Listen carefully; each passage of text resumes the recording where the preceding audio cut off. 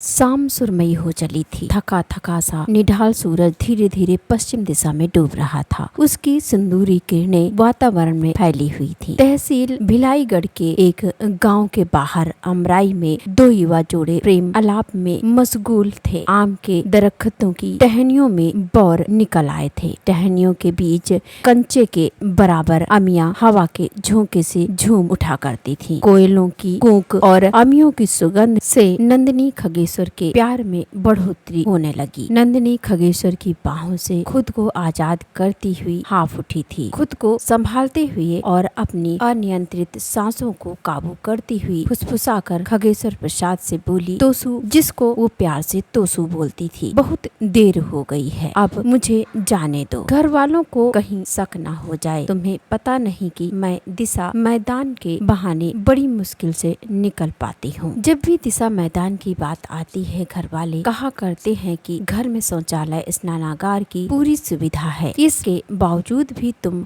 नहाने तालाब पट और दिशा मैदान के लिए बाहर जाती हो। ऐसा क्यों करती हो? बस यही कहती हूँ कि घर में रहे रहे हाथ पैरों की वर्जिश नहीं हो पाती, इसलिए इसी बहाने बाहर हो आती हूँ। अब तुम बताओ कि हमेशा तो मैं ऐसा कर नहीं पाऊंगी। खगेश्वर उर्फ तोसू ने फिर से नंदिनी को अपनी बाहों में लेना चाहा, लेकिन नंदिनी खुद को बचाती हुई बोली, किसी रोज हम पकड़े जाएंगे। मुझे हमेशा अनजाना सा डर लगा रहता है। आखिर हम कब तक ऐसे ही लुक कर मिलते रहेंगे? कुछ महीनों की बात है, मैंने कुछ रुपए इकट्ठे कर रखे हैं। कुछ रुपए और हो जाएं तो यह लुका छिपी कर मिलने वाली बात ही नहीं करेगी। हम यहाँ से निकलकर कहीं भी जाएंगे तो सबसे पहले सिर ढकने को छत चाहिए। 2-4 महीने के खर्च के लिए रुपए भी चाहिए। इसके लिए मैं कोशिश तो कर रहा हूँ। रायपुर के जय हिंद चौक शीतला मंदिर के पीछे लोधीपारा में मैंने सभी सुविधाओं वाला एक घर देख रखा है। तोसू गंभीर होता हुआ बोला। नंदिनी जरा ना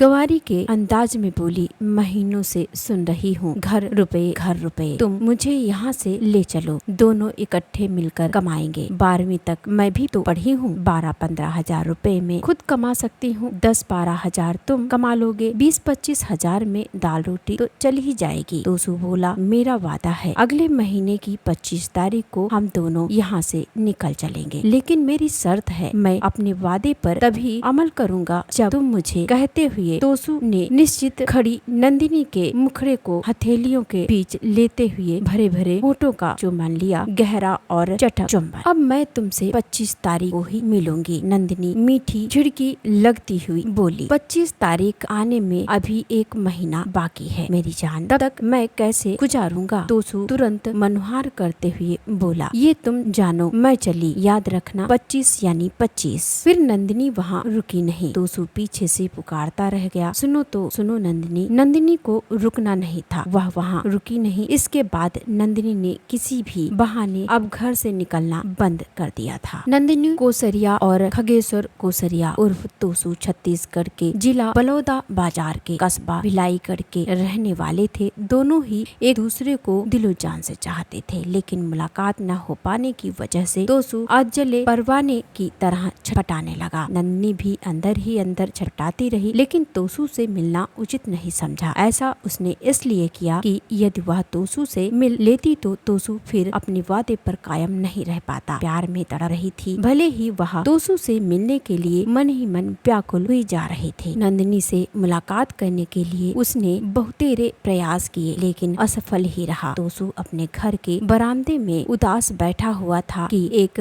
10-12 साल की एक लड़की दौड़ती हुई आई और तोसू के हाथ में एक कागज थमा गई। उसी पैर लौटने हुए वह बोली, नंदिनी दीदी ने तुम्हें देने को कहा है। फिर वह अबोध लड़की वहाँ ठहरी नहीं, कुलंचे भरती हुई वहाँ से निकल गई। तोसू वापस लौटकर बरामदे में बैठा और तह किए हुए उस कागज की परतें खोली। उस खत में कुछ ही लाइनें लिखी थीं। वह इस राइटिंग को बखूबी पहचानता था। वह उसकी प्रेमिका नंदिनी की थी। लिखा था, तोसू जान, जुदाई के ये पल आत्मा को लहूलुहान कर रहे हैं। मुझे एहसास है कि इस पीड़ा से तुम भी घायल जरूर हो गए होंगे। 23 तारीख को वही मुलाकात होगी। उम्मीद है भविष्य में साथ रह सके। तैयारी तुम्हारी ओर से पूरी हो गई होगी। मैंने अभी से पैकिंग करनी शुरू कर दी है। बस मुझे तुम्हारे पैरों के निशान पर कदम बढ़ाना है। तुम्हारी नंदिनी। तोसू की आंखों में आंसू झिलमिला उठे। खत में उसे नंदिनी का चेहरा उभरता दिख रहा था। उसने कई बार खत को उस रात पढ़ा। नंदिनी के शब्दों पर उसने दीवानों की तरह जो मन लगाए। 2 दिन बचे थे। नंदिनी के दिए गए समय को आने में 2 दिन उसने जैसे अंगारों पर लौटकर समय गुजारा। इस बीच उसे अपनी सेव करने का ख्याल भी नहीं आया। पहले से मुकर्रर मिलने की जगह पर तोसू पहुंचकर प्रेमिका का इंतजार करने लगा। उस ओर टकटकी लगाए हुए निहार रहा था जिस रास्ते से नंदिनी को वहां पहुंचना था। शाम को धुंधल का काबिज हो चुका था। धुंधले में कोहरे ने भिलाईगढ़ कस्बे को अपने में समेटने का भरसक आभास वातावरण में व्याप्त था। प्रयास किया था शाम होने के पहले ही शाम का। उसने देखा कोहरे की धुंध को चीरती हुई कोई चली आ रही है। कदकाठी और चलने के अंदाज ने उसे इस बात का एहसास करा दिया कि आने वाली उसकी जाने जिगर जाने तमन्ना नंदिनी ही है। तोसू ने कोहरे में ही हाथ हिलाकर अपनी मौजूदगी का भान नंदिनी को करवाने का प्रयास किया। नंदिनी दूर से ही तोसू को पहचान चुकी थी। पहचानती भी क्यों नहीं, 7 महीने से दोनों प्रेम के झूले में झूल रहे थे। नंदिनी तोसू के करीब पहुंची। दौड़कर नंदिनी अपने तोसू के कंधे से जा लगी। सिसक कर रो पड़ी नंदिनी। अनायास तोसू के हाथ गर्दिश करने लगे। सुबकती हुई नंदिनी बोली, कैसे मैंने इतने दिन गुजारे तोसू, अब मैं तुमसे एक पल को अलग नहीं रहूंगी। तुम्हारी कसम तोसू, जुदाई के पल कितने गहन और भयावह हुआ करते हैं, सोचने से ही कलेजा मुंह में आ जाता है। अपने से दूर करता हुआ भाई आवाज में तोसू बोला, मेरी भी स्थिति तुमसे अलग नहीं रहे। जुदाई के गम को किसी तरह बर्दाश्त करता रहा हूँ। दोनों वहीं एक पत्थर की आड़ लेकर बैठ गए। उन दोनों में भविष्य को लेकर बातचीत होने लगी। बातचीत में यह बात उन लोगों के बीच मुख्य रही कि अब कहाँ और कितने बजे मिलना है। उस दिन लुका छिपी का उनका यह मिलन आखिरी था। रात के चौथे पहर में नंदिनी घर छोड़कर निकल गई। अल सुबह अगली ही आवागमन का साधन तो था नहीं। पहले से ही खगेश्वर ने अपने दोस्त से एक बाइक की व्यवस्था कर ली थी। बाइक पर सवार होकर वह भिलाईगढ़ से बलौदा बाजार पहुंचा। बाइक को वह कहाँ खड़ी करेगा, कहाँ रखेगा, बाइक की चाबी किसको सौंपेगा, यह सब उसने अपने दोस्त को पहले से ही बता रखा था। बलौदा बाजार से सुबह सुबह बस पकड़कर वे दोनों रायपुर पहुँचे। यहाँ पर खगेश्वर उर्फ तोसू ने पहले से ही लोदीपारा शीतला मंदिर के पास किराए का कमरा ले रखा था। लिहाजा खगेश्वर को नंदिनी को यहाँ वहाँ लेकर भटकना नहीं पड़ा। मकान मालिक अरुण जहोल को उसने नंदिनी का परिचय अपनी पत्नी के रूप में कराया। पहचान के लिए उसने मकान मालिक को आधार कार्ड दिखाया। संतुष्ट होने के बाद अरुण जहोल ने किराए पर उन दोनों को कमरे की चाबी दे दी। हफ्ते 15 दिन तक दोनों भयभीत रहे। दोनों के घर वालों को यह समझते देर नहीं लगी कि दोनों गांव छोड़कर चले गए होंगे। थोड़ा हो हल्ला हुआ गांव में। चूंकि दोनों एक ही जाति के इसलिए यह मामला विशेष तूल नहीं पकड़ा। दोनों के घर वालों को यह समझने में जरा भी दिक्कत नहीं हुई कि नंदिनी खगेश्वर के साथ गई होगी। नंदिनी के पिता ने बेटी के गायब होने की थाने में रिपोर्ट तक नहीं लिखाई। जो होना था वह हो चुका था। सांप निकल चुका था। लकीर पीटने से हालात सुधर नहीं सकते थे। लिहाजा दोनों पक्षों ने खामोशी से समझौता कर लिया था। इधर दूसरी ओर खगेश्वर कब तक घर में बैठा रहता। उसने एक कपड़े की दुकान में नौकरी कर ली। खगेश्वर जब काम पर चला जाता तब नंदिनी घर में अकेली बैठी बोर होती। खगेश्वर से उसने एक बार कहा, तुम्हारे काम पर चलने जाने के बाद घर में मैं अकेली बोर हो जाती हूँ। अगर तुम कहो तो मैं भी कहीं कुछ काम कर लूँ। इससे आमदनी तो बढ़ेगी, साथ ही मेरी सैलरी, इससे आमदनी तो बढ़ेगी, साथ ही मेरी बोरियत भी दूर हो जाएगी। पहले तो खगेश्वर ने उसे नौकरी के लिए मना किया, लेकिन नंदिनी के काफी मनोहार और बोरियत का हवाला देने पर किसी तरह से वह राजी हो गया। इस दिशा में नंदिनी को बहुत ज्यादा भटकना नहीं पड़ा। उसे सिक्योरिटी गार्ड की नौकरी मिल गई। आय का जरिया भी बढ़ गया और नंदिनी को बोरियत भी दूर हो गई। सब कुछ अच्छा गुजरने लगा। दोनों को साथ रहते हुए 1 साल गुजरने को था। दोनों के घर वाले भी कभी कभी उनसे मिलने लोदीपारा आने जाने लगे थे। उनके घर वालों को यह देखकर संतोष मिलता था कि चलो दोनों कमा खा रहे हैं, खुशी से रह रहे हैं। दोनों के घर वालों को किसी तरह का किसी से कोई गिला शिकवा नहीं रह गया। जब सब कुछ अच्छा गुजरने लगा तो एक नया ही फितूर नंदिनी पर काबिज होता चला गया। जब भी वह टीवी पर शादी से संबंधित रस्मों रिवाज होते हुए देखती तो उसे खुद से मलाल होने लगती थी। अक्सर वह खगेश्वर उर्फ तोसू से इस बात का जिक्र कर बैठी कि काश हमारी भी ऐसी ही धूम धड़ाके से शादी होती, तुम बारात लेकर आते, मंडप सजा होता, सहेलियों के बीच में छिपी होती एक रस्म तुम्हें मालूम है तो जिस पत्तल पर वधू खाना खाती है उसी पत्तल को लपेटकर छिपकर उससे वर को मारती भी है। जब होना था तब तो हुआ नहीं और अब लाख चाहने के बावजूद यह संभव नहीं है। ऐसी बातें सोचकर क्यों अपना दिल दुखाती हो और मेरा मूड भी खराब करती हो, खगेश्वर ने समझाया। दोनों के बीच और कई तरह के मुद्दों को लेकर अक्सर तकरार होने लगती थी। मोहल्ले के लोग समझा बुझाकर दोनों को शांत करा दिया करते थे। अक्सर उन दोनों में इन्हीं बातों को लेकर जब तक कलह हो जाती थी। एक रोज खगेश्वर अपने दोस्त की शादी में गया हुआ था। अपने मोबाइल पर उसने शादी की रस्मों रिवाजों को शूट किया। शूट किए हुए मोबाइल की वीडियो उसने नंदिनी को दिखाई तो उसके सोए अरमान फिर से जाग उठे। उसी मुद्दे को लेकर वह तकरार करने लगी। उसने उलाहना देते हुए खगेश्वर से कहा, लोग अपनी मासूका के लिए चांद सितारे तोड़ लाने का मुद्दा रखते हैं और तुम हो कि मेरी एक इच्छा भी पूरी नहीं कर सकते। सुनो, मैं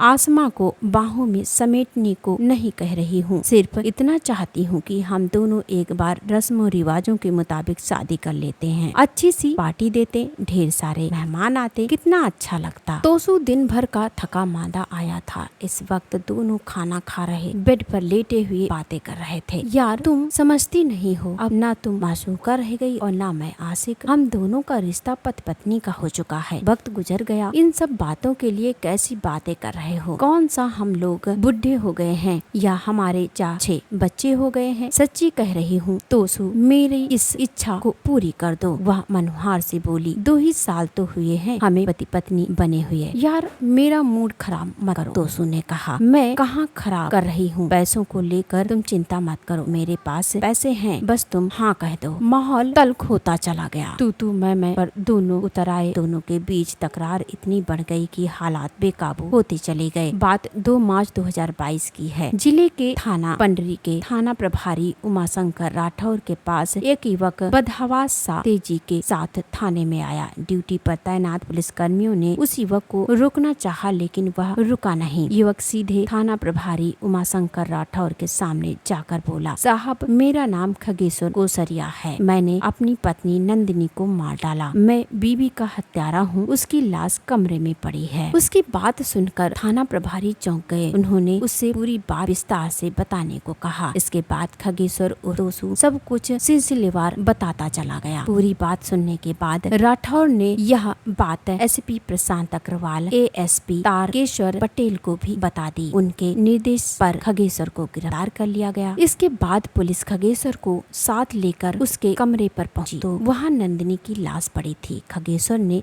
बताया कि उसने नंदिनी का गला घोंटा था। सामाजिक रीति रिवाज से शादी करने को लेकर उसने उसका जीना हराम कर दिया था, इसलिए गुस्से में उसे मार डाला। पुलिस ने मौके की कार्रवाई कर लाश पोस्टमार्टम के लिए भेज दी और खगेश्वर और तोसू से पूछताछ के बाद उसे हत्या के आरोप में 2 मार्च 2022 को गिरफ्तार कर कोर्ट में पेश कर दिया, जहां उसे जेल हो गई। दोस्तों, आप लोग को एक कहानी कैसी लगी आप लोग कमेंट करके जरूर बताइएगा। क्या उन दोनों का फैसला सही था भागकर शादी करने का? ऐसा करना चाहिए या नहीं करना चाहिए? आप लोग कमेंट में जरूर बताइएगा। Thank you, thanks for watching, धन्यवाद।